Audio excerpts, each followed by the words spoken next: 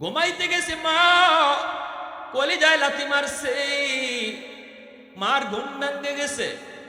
এই রুম থেকে ওই রুমে মা যায়, ঘুমায় না ঘুমায় না। বাবা তো জানে না বাবা ঘুমাইতেছে ঘুমাইতেছে, নাক ডাকায় বাবা ঘুমাইতেছে। যদি বাবার ঘুম ভাঙ্গি ছায়া দেখি বিবি তো কাছে নাই, হয়তো সিটে বয়ে রইছে, অথবা এই রুম থেকে ওই রুমে হাঁটতেছে, চোখ দিয়া পানি পালাইতেছে। স্বামীরে ডাক দিয়ে তোলে না, স্বামী গো উঠো। স্বামী যদি জিগা কি হয়েছে, কয় না গো কি হয়েছে, তখনও কয় না আমার পেটের সন্তান, এটা তো বাবারই। ইকতা কয় না তোমার সন্তান আমার কলিজায় লাথি মারছে।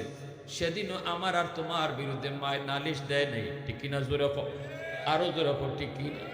পৃথিবীতে মায়ের মতো আপন কেউ হবে না, পৃথিবীতে মায়ের মতো আপন কেউ হবে না। তোমরা কোনোদিনও মায়েরই মনেতে কষ্ট দিও না, তোমরা কোনোদিনও মায়েরই মনেতে কষ্ট দিও না। কত পাপী এমন আছে মাকে কষ্ট দেয়, মায়ের মনে কষ্ট দিয়ে অভিশাপ নেয়। মায়ের মনে কষ্ট দিলে খোদা যে সহে না, মায়ের মনে কষ্ট দিলে খোদা যে সহে না। তোমরা কোনোদিনও মায়েরই মনেতে কষ্ট দিও না, তোমরা কোনোদিনও মায়েরই মনেতে কষ্ট দিও না। এ যুবক, সেই মা যখন প্রসব বেদনা শুরু হয়, এই যুবক প্রসব বেদনার কত কষ্ট মা শুধু জানে, পৃথিবীর আর কেউ জানে না। এত ব্যথা, হসপিটাল নিয়ে গেলে পরে তার ইঞ্জেকশন দেয়, হসপিটাল নিলে পরে ইঞ্জেকশন দেয়। এই ইঞ্জেকশনটা কিসের ইঞ্জেকশন জানোনি? এই ইঞ্জেকশনটা পৃথিবীতে একমাত্র এই ইঞ্জেকশনটাই যেটা যন্ত্রণা আরো বাড়ায়, ব্যথা আরো বাড়ায়। আমরা জানি ব্যথা যখন উঠে ইঞ্জেকশন দিয়ে ব্যথা কমানি হয়, কিন্তু প্রসব বেদনা, ওই বেদনায় যে ইঞ্জেকশন দেওয়া হয়, এই বেদনা ইঞ্জেকশনে আরো বাড়ায়। একজন এফআরসি ডাক্তার বলছে, হুজুর প্রসব বেদনার সময় একজন মার যেই পরিমাণ কষ্ট হয়, এই বেদনা, এই যন্ত্রণাটা যদি একজন যুবককে পুশ করা হয়, মুহূর্তের ভিতরে সে পাগল হইয়া বেহুশ হয়ে মাটিতে পড়ে যাইব, কিছুক্ষণের ভিতরে মারাও যাইতে পারে, বেহুশ হয়ে মাটিতে পড়ে যাইব। এত যন্ত্রণা যেই মা সইছে, এই মার এ যুবকে মারছে। এজন্য আল্লাহ পাক কয়, দোস্ত যতক্ষণ পর্যন্ত তার মা তারে মাফ না দিব, আমি আল্লাহ তারে মাফ দিতাম না। মায়ের নবী, দয়ার নবী সাহাবায়ে কেরামকে বললেন, সাহাবীরা দৌড়ে যাও, যা তার মাকে আমার সালাম জানাও। সাহাবায়ে কেরাম যখন মহিলার সালাম জানাইলেন, মহিলা নবীর দরবারে হাজির। আল্লাহ নবী দাঁড়ায় রয়েছেন কবরের সামনে। নবীজি বলতেছেন, মা গো, কবরটা তুমি চিনোনি? মহিলা কো, নবী গো চিনি, এই কবরটা হলো আমার সন্তানের কবর। আল্লাহ নবী বলতেছেন, মা সন্তান বুঝি তোমারে কষ্ট দেয়, সন্তান বুঝি তোমারে অনেক যন্ত্রণা দিয়েছে, অনেক কষ্ট দিয়েছে, অনেক নির্যাতন করছে, এজন্য তোমার সন্তান কবরে আযাব ভোগ করতেছে। আল্লাহ পাক আমাকে অন্তর চোখে দেখাইছে গো মা। সাহাবায়ে কেরামদেরকে নিয়ে একবার না, দুইবার না, তিনবার তার জন্য আমি সুপারিশ করেছি, কিন্তু আল্লাহ আমার সুপারিশ কবুল করে না। আল্লাহ আমারে সাফ সাফ জানাই দিছে গো মা, যতক্ষণ পর্যন্ত তুমি তারে মাপ না দিবা, ততক্ষণ পর্যন্ত আল্লাহ তারে মাপ দিত না। এইবার মহিলা মাপ দিব কি দিব না চিন্তা করছে। এই কত করে মহিলা মাপ দিবি কি দিবে না?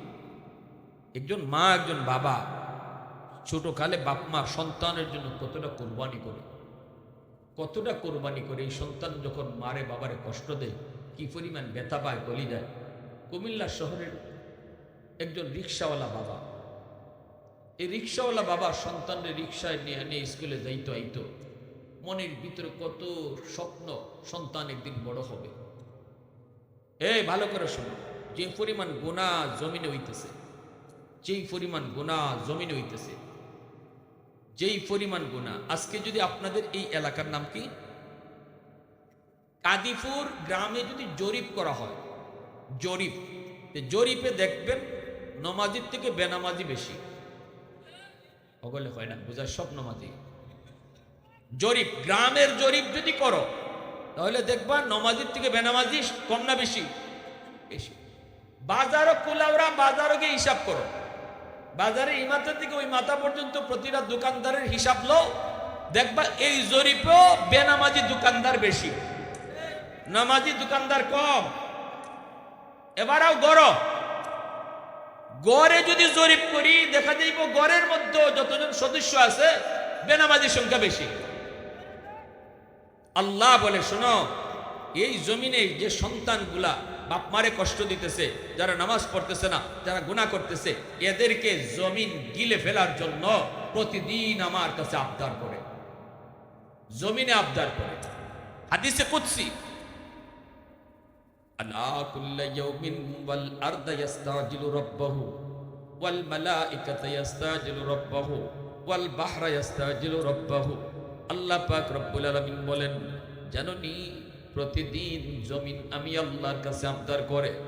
জমিনে কয়, মালিক অনুমতি দাও, বেনামাজিরে আমি গিলে ফেলবো, সুদকুর ঘুষখোররে আমি গিলে ফেলবো।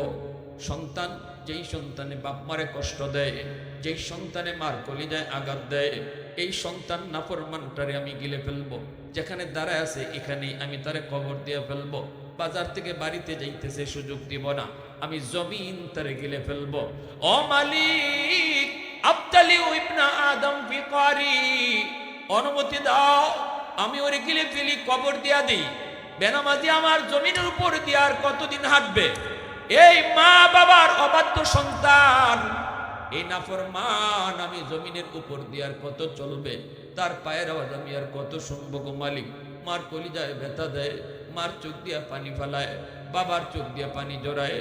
এই নাফরমান রে আমি কতদিন জমিনে হাঁটতে দিব? অনুমতি দাও। আসবিরু ইলা মাতা আসবিরু, ধৈর্য ধরবো তো আর কতকাল ধৈর্য ধরবো?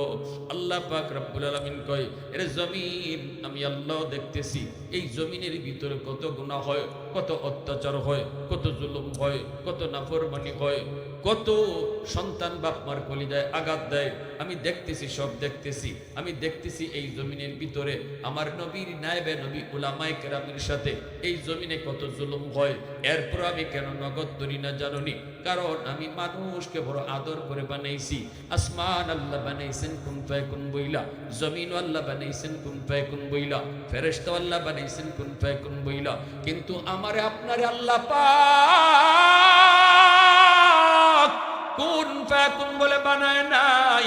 আমারে আপনারে যখন আল্লাহ বানাইছে, আল্লাহ পাক বলে খালাকতু বিয়াদাইয়া, এই মানুষকে আমি আমার নিজের হাত দিয়া বানাইছি। কারণ এই চেহারার মধ্যে এত দামি কপাল, এই কপাল আমি বানাইছি আমার সাজদার জন্য। এই কপালটা ফেরেশতাদের হাতে বানাইলে হয় না গো, এই কপালটা আদেশ দিয়ে বানাইলে হয় না।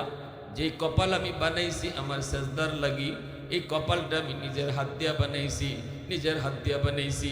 আল্লাহ পাক রব্বুল আলামিন কয়, রে জমিন আমি দেখতেছি আমার এই বান্দাটা কত গুনাহ করতেছে, এরপরে আমি অপেক্ষায় আছি কখন কোন মজলিসে যাইব, কখন কোন ওয়াজ মাহফিলে যাইব, কখন কোন জুম্মার বয়ানে যাইব, কখন কোন আল্লাহওয়ালার সোহবতে যাইব, যাইয়া চোখের পানিটা ফালায় কানবো।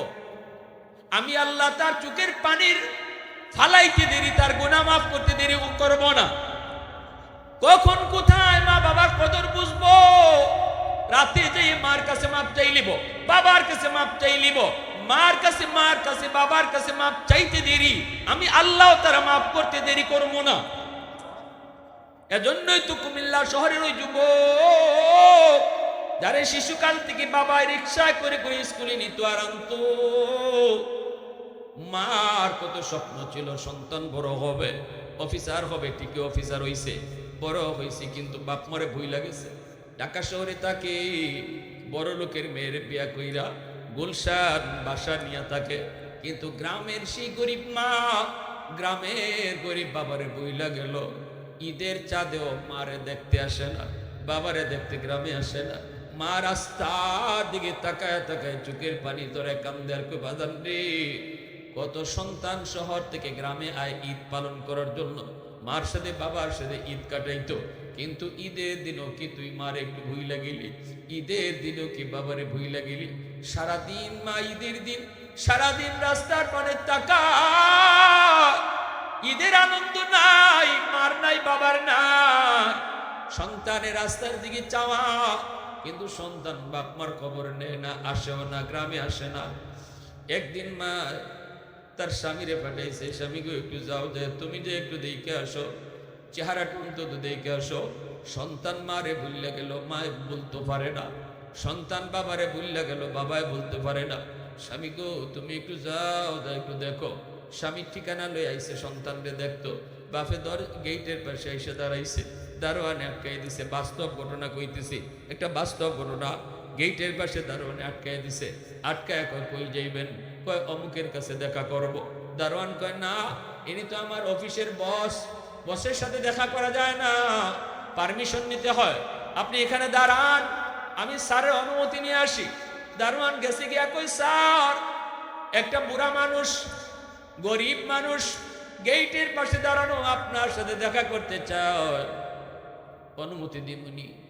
এমনি স্যারে কয় আমি সিসি ক্যামেরায় দেখি। সিসি ক্যামেরাটা অন করে দেখে গেইটের লোকটা তার বাপ, কিন্তু দারোয়ান রে কয় না, দারোয়ান রে কয় না এটা যে তার বাপ। দারোয়ানের হাতে 500 টাকা দিয়া কয় নে, টাকাটা দিয়া বিদায় করে দে। দারোয়ান আইসে কয় নেন, স্যারে 500 টাকা দিছে। বাপে কয় বাজার আমি ভিক্ষা নিতে আসি নাই রে বাজার, আমি সাইল না সল করতে আসি নাই, আমি ভিক্ষুক না ভিক্ষা নিতে আসি নাই, আমি আসছিলাম একটা নজর আমার সন্তানের চেহারা দেখবো, একটা নজর আমার ছেলের চেহারাটা দেখবো। দারোয়ান চিৎকার দিয়ে মাটি বয়ে গেল। দারোয়ান কই চাচা স্যার আপনার ছেলে? কয় হ্যাঁ। তুই যাও, দেখ আমি তার আব্বা আইছি। মনে হয় আমার ভূতে জানে না আমি যে তার বাপ, মনে করছে আমি ভিক্ষুক। দারোয়ান কই লাভ নাই চাচা, লাভ নাই, সিসি ক্যামেরায় আপনারে দেখছে, আপনারে চিনছে। এই কথা বলতেই বাবা চিৎকার দিয়ে মাটি পড়ে আল্লাহর কাছে হাত উঠে, মালিক আজকে ছেলে আমারে চিহ্নেও আমার গেইটের ভিতরে ঢুকতে দেয় না, 500 টাকা দিয়ে আমার বিদায় করে দেয়, কোথায় সে বিজি। ঠিক আছে মালিক, আমি বদ্ধ দিলাম না, কারণ আলেমদের জবানে শুনছি বদ্ধ দিলে কবুল হয়ে যাইব। আল্লাহ তোমার কাছে দোয়া করি, আমার সন্তানরে তুমি হেদায়েত দান কইরো, বুঝ দিও। ওই যে দোয়া করছি, দোয়াটা কবুল হয়ে গেছি। বাড়িতে আসছে, মা জাবরায়ের স্বামীরা ধরছে, কি গো আমার পুত্রে তুমি কেমন দেখে আসছো, আমার ছেলেরে তুমি কেমন দেখে আসছো? বাপে কান্দে, কেমনে দেখমু, তোমার ছেলে তো অনেক বিজি মানুষ, অনেক বড় অফিসার, আমার সাথে দেখা করার তার টাইম নেই। মা চিৎকার দিয়ে মাটিতে বয়ে গেল। মায়কে আল্লাহ বদ্ধ দেই না, আল্লাহ তুমি আমার সন্তানকে বুঝ দিও, হেদায়েতের পথ দেখাইও। এইদিকে দিন যায় রাত যায়, বছরের পর বছর চলে গেল। রমজান মাস, কোনো এক রমজানে যুবক জুম্মার নামাজ পড়ার জন্য মসজিদে ঢুকছে, গুলশান আজাদ মসজিদ। এই গুলশান আজাদ মসজিদে জুম্মার নামাজ পড়ান যাত্রাবাড়ির হযরত মাওলানা মাহমুদুল হাসান দামাত বারকাতুহু, এখনো আল্লাহর ওলি দুনিয়াতে আছেন। যাত্রাবাড়ি মাদ্রাসার প্রিন্সিপাল তিনি। হুজুরে জুম্মার নামাজ পড়ান গুলশান আজাদ মসজিদে, মিম্বরে বৈশা জুম্মার বয়ান করতেছেন। ওই দিনে হুজুরের জুম্মার বয়ান ছিল বাপ মার খেদমত, আর যুবক ঢুকছে মসজিদে। আল্লাহর ওলি মিম্বরে বইয়া বাপ মার খেদমত নিয়ে কয়েকটা কথা এমন ভাবে কইছেন, প্রত্যেকটা কথা তার দিলের মাঝিকে তীরের মতো লাগছে।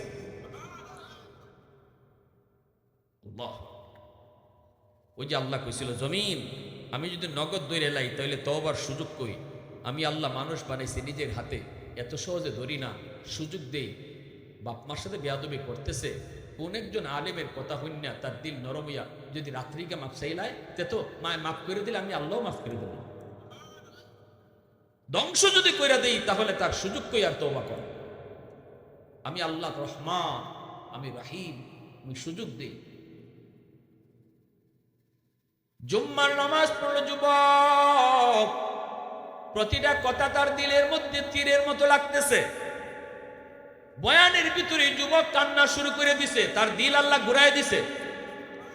ওই যে বাপ মায় দোয়া করছিল, আল্লাহ বুঝ দিও, বুঝ দিও, বদুয়া দেই না, ওই মা বাবার দোয়াটা আল্লাহ কবুল করে নিয়েছে। জুম্মার নামাজ পড়লো, শুধু কানতে কানতে জুম্মার নামাজ পড়লো যুবক। এরপরে নামাজটা পড়ে আর বউর কাছে গেল না, বাচ্চা কাচ্চার কাছে গেল না, সোজা গেল মার্কেটে গিয়া মার লাগে শাড়ি কিনলো, বাবার লাগি লুঙ্গি কিনলো, বিভিন্ন রকমের ইফতারি লইয়া যুবক কান্দে আর কান্দে, পাগলের মতো শুধু কান্দে, খালি কই আমার আম্মা কই, আমার আব্বা কই। এই কইয়া কইয়া সে কুমিল্লার দিকে রওনা দিল। দুইটা ফেরি পার হওয়া লাগতো কুমিল্লা তখন যাইতে। এই দুইটা ফেরি পার হইয়া যখন কুমিল্লা শহরে যায় ঢুকছে, অনেক সময় লেট হয়ে গেছে। তারাবির নামাজ পড়ে সবাই যার যার মতো ঘুমায় যাবে।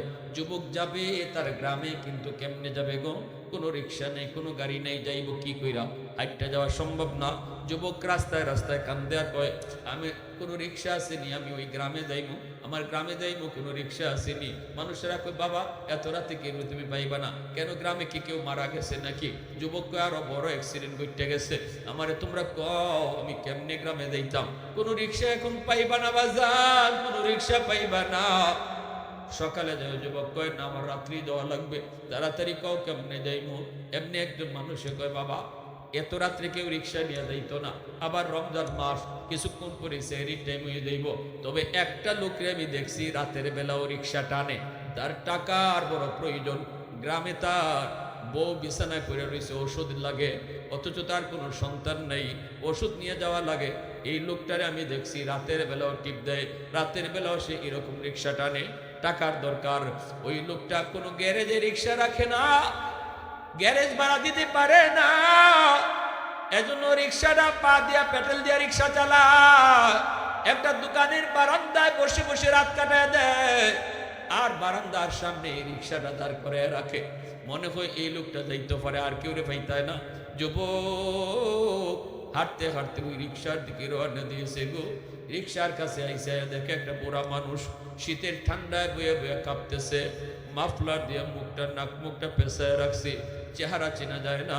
রিক্সাটা পাশে দাঁড়ানো, বয়ে বয়ে কাঁপতেছে শীতের ঠান্ডায়। আইসেই ডাক দিছে, চাচা অমুক গ্রামে যাইবেননি? চাচা কইয়া যারে ডাক দিছে গো, সে তো চাচা না, সেই তার রিক্সাওয়ালা বাবা। যেই কইছি চাচা অমুক গ্রামে যাইবেননি, এমনি বাবা ছেলের কণ্ঠ চিনে ফেলেছে। বাবা ছেলের কণ্ঠ চিনে মাথাটা না তুইলা মাথার নিচের দিকে রাইকেই বাবা কয়, হ বাজান যাইবো। ছেলে তখন কয়, কত টাকা ভাড়া দিতে হবে? কয় টাকা ভাড়া দেওয়া লাগবে? ছেলেও কিন্তু কাঁদতেছে, বাপে দেখতেছে ছেলে কান্দে, আর কয় টাকা ভাড়া লাগবে? তখন বাবা চেহারা দেখায় না, মাফলার দিয়ে মুখ পেছানো, কইতেছে, বাজান জীবনে কত মানুষের কাছ থেকে ভাড়া নিস